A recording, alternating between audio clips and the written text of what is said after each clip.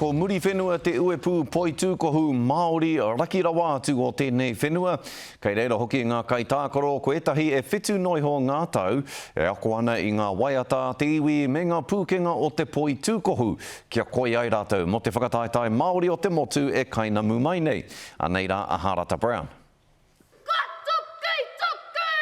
He whakaiu i ngā tikanga a ngā mātua tūpuna. Te mahi a te hunga tai tamariki nei. Ko te mea nui mo enei hunga, ko te tākaro i tēnei kēmu engari kia mātou ki te whakaako i ngā tikanga hoki o te kainga nei a kaharia ki te ao.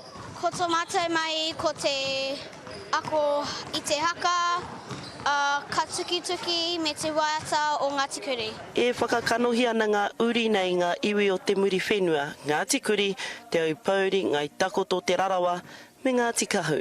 Ko te mea pai mo te Poitūkohu kia hau ko te kōrero ki ngā hoa me te haere ki runga i ngā haringa. Tino pai, ka tākua ki te shoot ngā goals, ka tākua ki te oma, ngā team skills. Ko te Poitūkohu te tū papa. We're taking 12 teams all up. So a maximum of around about 144 tamariki or rangatahi, and you know, when you add the managers, coaches and whānau tautoko, it's probably going to come up around about 180, maybe 200 people. Engari ko te whakawhanaungatanga te Pautoko Manawa. Kia whakātu ki Rotorua, kia whakātu ko ai mātou, no hea. Ai. Ahakoa he whakataetai kei te haere, he tuitui ngā whakapapa hoki, te whai.